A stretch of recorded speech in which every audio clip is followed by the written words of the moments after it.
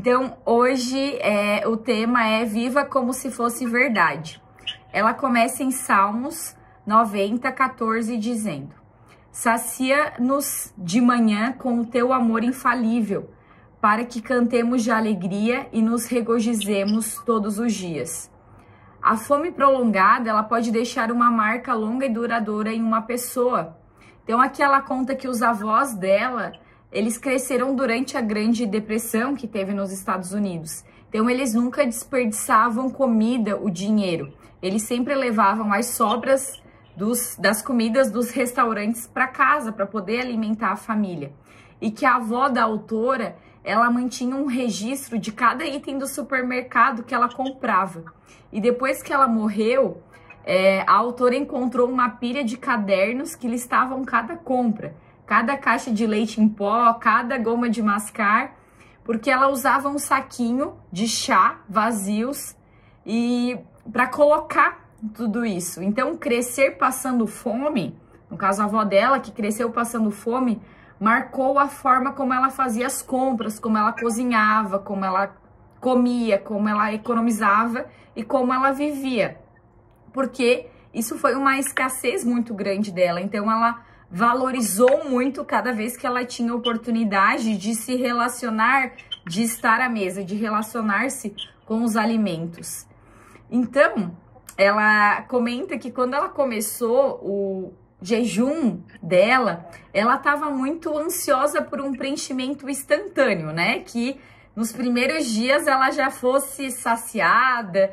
E por mais que a gente está aqui por um propósito de se aproximar de Deus, eu acredito que a maioria de nós buscamos um motivo, né? Um alvo que nos direcionou durante esses 40 dias para alcançarmos, né? Alguma coisa na nossa vida pessoal, profissional, financeira, familiar, na nossa saúde.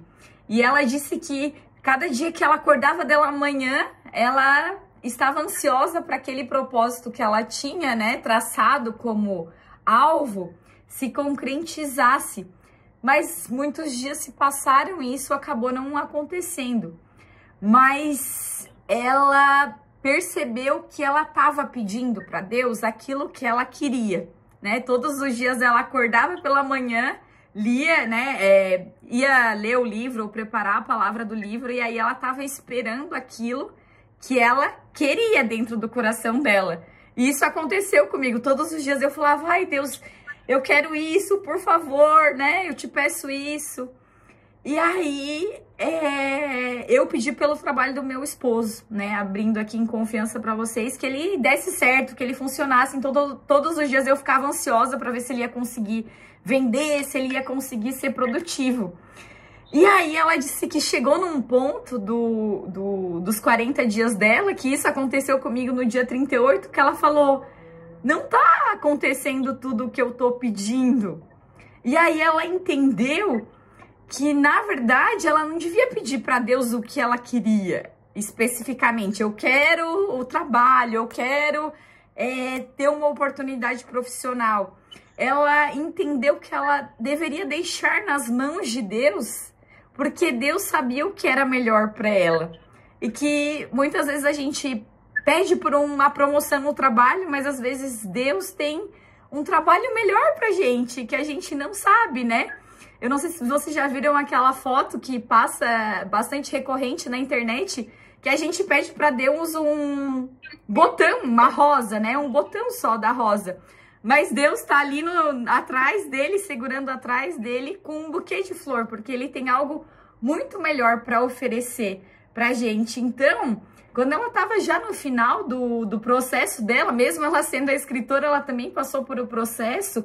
Ela fez uma escolha de acreditar que Deus havia de fato preenchido ela e que ele iria preparar algo muito mais especial do que aquilo que ela estava ansiando, do que aquilo que ela queria. E ela disse que essa nova consciência dela, de ao invés de pedir a Deus especificamente por aquilo que ela queria, mas de abrir uma nova consciência, abrir a mente dela, abrir os braços dela e entregar a Deus, faça por mim, eu entrego a minha vida nas suas mãos, eu entrego, né, no caso, o trabalho do meu marido nas suas mãos e você faça o que for melhor pra gente, pra mim, porque os teus planos são melhores que os meus.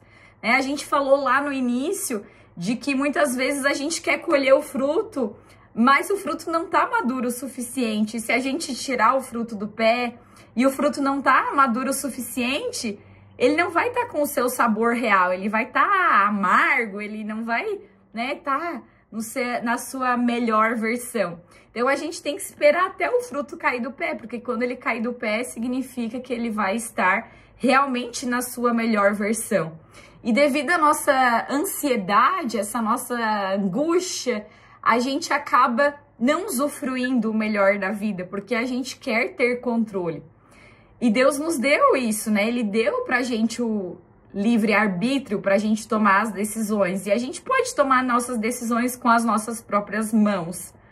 Mas, a partir do momento que a gente passa a confiar a Deus e que Ele seja participante ou líder das nossas decisões, a gente vai colher os resultados muito melhores do que se a gente fosse tomar as decisões unicamente pelas nossas próprias decisões. E a autora aqui, ela nos compartilha que muitas vezes ao final dos 40 dias, que é o que a gente está vivendo agora, as pessoas questionam para ela: ai, como é que eu vou agora fazer com açúcar? Como que eu vou fazer para não ter novamente o vício de açúcar? E a resposta dela é a seguinte: permaneça alinhado com o que é verdadeiro e siga em sintonia com o Espírito. Então aqui é um ponto muito forte. Eu lembro que quando eu era mais jovem, eu gostava de beber bebidas alcoólicas, né? Assim, né? Algumas vezes até mais do que eu deveria. E aí uma vez a minha mãe falou: eu peço a Deus que tu não beba mais, né? Isso lá na minha adolescência. E já fazia, acho que fazem uns 3 anos que eu não bebo mais nada de bebida alcoólica. E hoje eu tava na confraternização da empresa, o meu jejum foi de açúcar, né? Então eu não teria problema de beber bebida alcoólica, porque, né, não foi o compromisso que eu fiz. E aí já faziam 3 anos que eu não conseguia beber, não bebia mais nada alcoólico. E aí hoje eu tava na confraternização e só tinha coisas para beber alcoólica e a água não tinha chego. Eu tava com muita sede porque era muito calor. Aí eu falei pro moço: ai, me dá um pouquinho de gin, alguma coisa. E aí eu fui tentar beber aquilo e eu não consegui beber. E aí eu falei: nossa, eu não consegui, assim, eu botei na boca e eu joguei de volta porque aquele sabor não fez mais sentido para mim. Mas não que é uma proibição, que Deus não queira que eu faça isso, mas foi uma decisão minha, algo que tocou no meu coração, e eu acho que é isso que Deus quer. Eu sei que amanhã a gente vai comer um bolo, né? Muitas estamos ansiosas para comer alguma coisa doce. Eu acho que não tem problema, porque eu acredito que o que Deus quer nos mostrar aqui não é de ser restrito, de que, né, não vamos comer nunca mais um bolo, não é isso. Mas o que Ele quer nos mostrar é que nós temos que ter controle sobre as coisas e não as coisas ter controle sobre a nossa vida. Então, quando a gente estiver ansiosa, não correr para, né, o chocolate, para o doce, mas correr para a palavra de Deus, porque a gente estudou aqui ao longo dos dias que a fé vem pelo ouvir, e ouvir é através de ouvir a palavra de Deus, de ouvir a Bíblia, as Escrituras. Então, o objetivo aqui, e segundo o meu aprendizado nesses 40 dias, porque é a primeira vez que eu faço, depois a Paty, que já está fazendo pela 4ª vez, pode compartilhar um pouco conosco, mas o objetivo é não ser totalmente restrito: agora eu nunca mais vou comer nada que tenha açúcar. Eu acho que não é esse o objetivo, mas é a gente agora ter tido essa oportunidade de aprender de que coisas viciantes, como açúcar, ou como redes sociais, ou como fazer compras descontroladas, ou o que quer que seja que possa estar controlando a sua vida, que a gente leve aqui o aprendizado de que essas coisas vão fazer parte da nossa vida. A gente vai comer um bolo, a gente vai acessar o nosso Instagram, a gente vai fazer compras de roupas no nosso cartão de crédito, mas não permitir que essas coisas sejam os norteadores da nossa vida, que essas coisas, né, nos impeçam de estar próximo de Deus, de compartilhar a Deus. Que em nossos momentos de angústia e de ansiedade, ao invés da gente correr para a Shein e fazer várias compras, né, ou na Amazon, enfim, ou a gente sair correndo comer uma barra de chocolate, a gente ter a consciência de que a gente pode recorrer a Deus, e que a gente pode recorrer para Deus e comer um quadradinho de chocolate, não tem problema, mas que a gente não esqueça que Deus é mais importante. E aqui a autora, ela diz que ela quer nos oferecer uma última porção das Escrituras, que ela nos diz o seguinte: foi para a liberdade que Cristo nos libertou. Portanto, permaneçam firmes e não deixem submeter novamente a um jugo da escravidão. Porque muitas vezes a gente se torna escravos dessas coisas que passam a nos controlar. Digo, porém, vivam pelo Espírito e de forma alguma satisfarão os desejos da carne.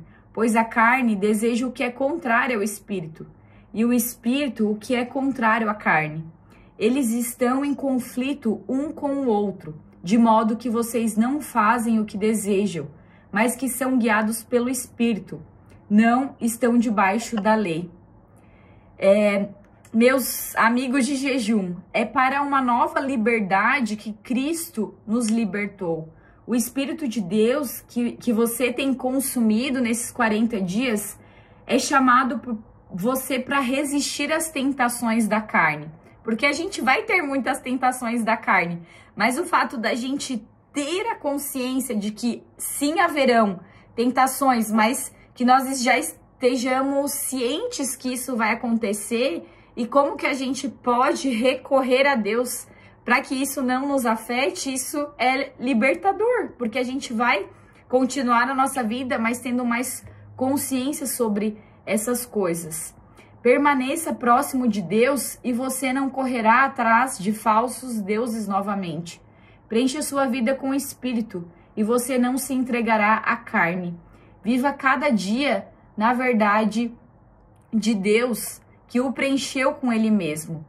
É verdade que uma vida longa de fome deixa uma marca. E a gente sabe que aqui tem algumas mulheres que já passaram fome na sua infância, que tiveram escassez de comida.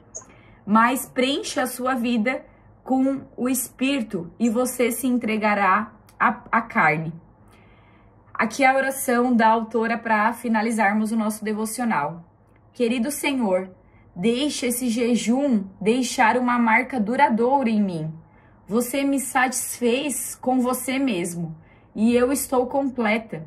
Ajude-me, Espírito Santo, a permanecer alinhada com o teu conhecimento da minha vida satisfeita e cheia do Espírito, para que eu não volte novamente aos preenchimentos temporários que enfraquecem a minha fome por ti.